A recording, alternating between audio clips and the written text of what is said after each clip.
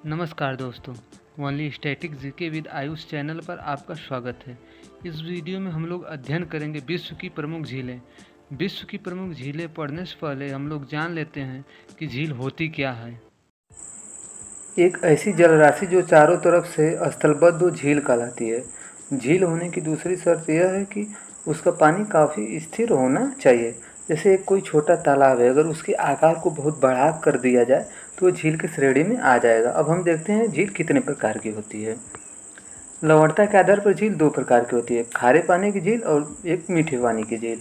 और प्रकृति के आधार पर झील दो प्रकार की होती है, एक कृत्रिम झील और एक प्राकृतिक झील।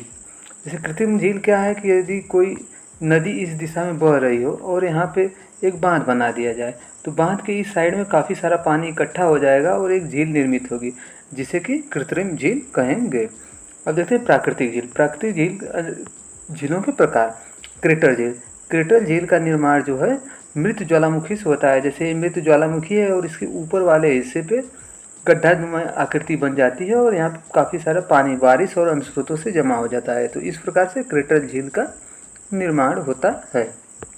अब देखते हैं भ्रंश झील। भ्रंश झील का निर्माण टेक्टोनिक प्लेटों के खिसकने के कारण होता है। जैसे कि ये एक टेक्टोनिक प्लेट है, ये दूसरे नंबर की टेक्टोनिक प्लेट और ये तीसरे नंबर की। ये जो दूसरे नंबर की टेक्टोनिक प्लेट है एक नीचे की तरफ घिसक गई है और यहाँ पे गड्ढे जैसी आकृति बन गई है। और अगर यहाँ पे बारिश और अन्य स्रोतों से पानी इकट्ठा हो जाता है तो एक झील निर्मित होती है, जिसे भ्रंश झील के नाम से जाना जाता है। अब देखते हैं गोखुर झील। गोखुर झील का निर्माण नदियों द्वारा मैदानी क्षेत्र में किया जाता है, तो क्योंकि मैदानी क्षेत्र में नदियों की गति काफ़ी धीरे होती है और अतः नदियाँ विसर्पण करने लगती है। विसर्पण यानी नदियाँ विसर्पण मतलब कि नदियाँ जो हैं काफ़ी टेढ़े मेढ़े रास्ते पर चलने लगती है। जैसे कि ये देखिए, ये नदी रही, इस तरह से चलने लगी। ये जो है काफ़ी टेढ़े मेढ़े रास्तों से चलने लगती हैं और जो है कि ये नदियाँ अपना रास्ता बदलती रहती है और कुछ दिनों बाद जो नदी है इस तरह से यहाँ से बहने लगी, यहाँ से।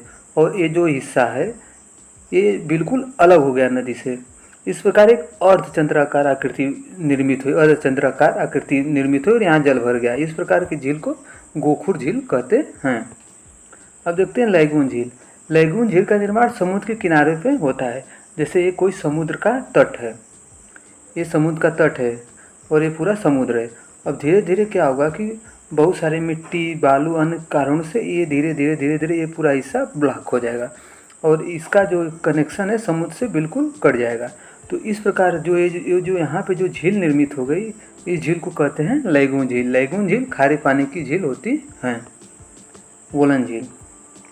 वोलन झील का निर्माण पहाड़ों पर वलन पड़ने के कारण होता है। जैसे कि ये कोई पहाड़ है, ये यहाँ पे पहाड़ है और यहाँ पे वलन पड़ गया। वलन मतलब कि यहाँ पे कुछ नीचे की तरफ धंस गया। तो क्या हुआ कि यहाँ पे कुछ जो नीचे की तरफ है यहाँ पे जो है पानी इकट्ठा हो जाएगा। तो इस प्रकार की निर्मित झील को वलन झील कहते हैं। अब हम लोग देखते हैं विश्व की प्रमुख झीलों के बारे में। जैसे कि बैकाल झील।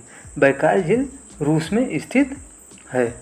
बैकाल झील रूस में स्थित है। इस झील को साइबेरिया की मोती कहते हैं। बैकाल झील विश्व की सबसे गहरी झील है। अब देखते हैं रूस की राजधानी है मॉस्को। रूस को 1991 से पहले USSR कहते थे, यानी union of Soviet socialist Republic. 1991 में रूस 15 देशों में विभाजित हो गया। सबसे बड़ा भाग रूस कहलाया और अन्य 14 छोटे देश बने। रूस में एक ट्रांस साइबेरियन रेल मार्ग है जो विश्व का सबसे लंबा रेल मार्ग है। अब हम लोग देखते हैं फाइव फ्लावर झील जो कि चीन में स्थित है। चीन की राजधानी बीजिंग है। चीन को एशिया का मरीज कहा जाता है। क्षेत्रफल की दृष्टि से चीन विश्व का तीसरा सबसे बड़ा देश है और जनसंख्या से दृष्टि से इसका स्थान पहले स्थान पर आता है। संघाई चीन का एक शहर है जिसे एशिया का मैनचेस्टर कहते हैं। वान झील। वान झील जो है तुर्की में स्थित है। तुर्की एशिया और यूरोप दोनों कॉन्टिनेंट में आता है। तुर्की का जो भाग एशिया में आता है उसे अंतोलिया कहते हैं, जिसकी कैपिटल है अंकारा। तुर्की का वह भाग जो यूरोप में आता है उसे थरेस कहते हैं, जिसकी कैपिटल है इस्तांबुल। तुर्की का 97% भाग एशिया में आता है तथा 3% भाग यूरोप में आता है। वान झील जो है सबसे अधिक खारे पानी की झील है, यानी इसका पानी सबसे अधिक खारा है। अब देखते हैं मृत सागर। मृत सागर इजराइल व जॉर्डन की सीमा पर स्थित है। मृत सागर सबसे अधिक गहराई पर स्थित झील है। सबसे अधिक गहराई पर होने का मतलब ये सबसे अधिक गहरी झील नहीं है, सबसे अधिक गहराई पर स्थित है, क्योंकि यह झील जिस क्षेत्र में है वह क्षेत्र ही पृथ्वी तल से काफ़ी नीचे स्थित है। जैसे ये रहा आपका पृथ्वी तल, और जिस क्षेत्र में मृत सागर स्थित है वो यहाँ रहा। तो ये इसको देखेंगे तो इसकी गहराई, स्वयं की गहराई ज़्यादा नहीं है, लेकिन मुख्य तल से देखेंगे तो ये काफ़ी गहराई पर स्थित है। अतः इसीलिए मृत सागर को कहा जाता है कि यह सबसे अधिक गहराई पर स्थित झील है। इजराइल की कैपिटल है जेरूसलम, और जॉर्डन की कैपिटल है अम्मान। अब देखते हैं कैस्पियन सागर। कैस्पियन सागर विश्व की सबसे बड़ी झील है। क्योंकि कैस्पियन सागर खारे पानी की झील है, अतः कह सकते हैं कि विश्व की सबसे बड़ी खारे पानी की झील कैस्पियन सागर है। कैस्पियन सागर 5 देशों से सटी हुई है, मतलब कि कैस्पियन सागर से 5 देश अपनी सीमा साझा करते हैं। 5 देश हैं जो हैं कजाकिस्तान, तुर्कमेनिस्तान, ईरान, अज़रबैजान और रूस। कौन कौन से? कजाकिस्तान, तुर्कमेनिस्तान, ईरान, अज़रबैजान और रूस हैं। अब आगे देखते हैं हम लोग विक्टोरिया झील। विक्टोरिया झील केन्या, युगांडा, तंजानिया की सीमा पर स्थित है। विक्टोरिया झील अफ्रीका की सबसे बड़ी झील है। विक्टोरिया झील से ही नील नदी निकलती है। केन्या की कैपिटल है नैरोबी। युगांडा की कैपिटल है कंपाला। तंजानिया की कैपिटल है डोडोमा।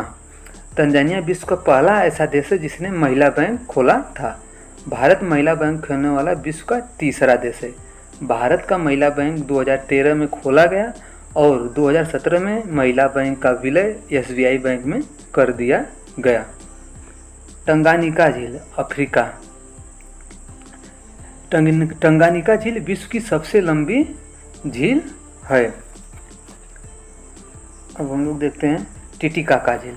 टिटिकाका झील जो है पेरू तथा बोलिविया की सीमा पर है। यह सबसे अधिक ऊंचाई पर स्थित झील है। टिटिकाका झील एक प्रकार की क्रेटर झील है।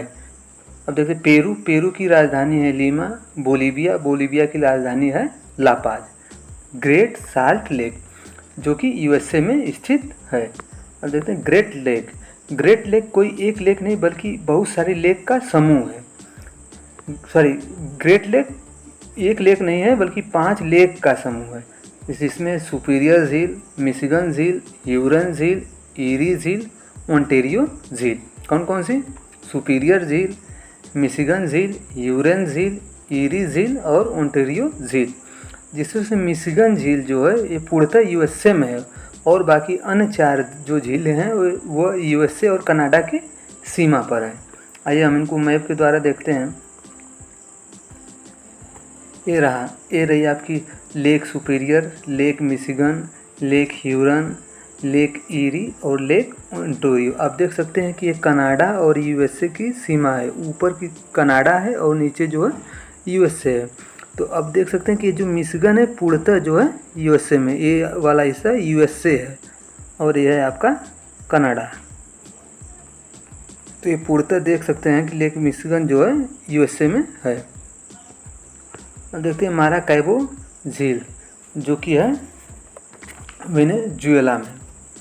ये दक्षिण अमेरिका की सबसे बड़ी झील है। माराकैबो झील जो है वो दक्षिण अमेरिका की सबसे बड़ी झील है। वेनेजुएला की कैपिटल है कराकस। अब देखते हैं विनिपेग झील कनाडा में स्थित है। कनाडा की राजधानी है ओटावा। कनाडा विश्व के सबसे बड़ी समुद्री तट रेखा वाला देश है। अरल सागर उज्बेकिस्तान व कजाकिस्तान की सीमा पर स्थित है। यहाँ थोड़ा तो टाइपिंग मिस्टेक हो गया है। यहाँ पे अरल सागर जो उज्बेकिस्तान व कजाकिस्तान की सीमा पर है। उज्बेकिस्तान की राजधानी है ताशकंद। कजाकिस्तान की राजधानी है नूर सुल्तान। कजाकिस्तान सबसे बड़ा स्थलबद्ध देश है, यानी कि कजाकिस्तान से की कोई भी सीमा समुद्र से नहीं लगती है। वोल्टा झील जो है वो घाना देश में स्थित है।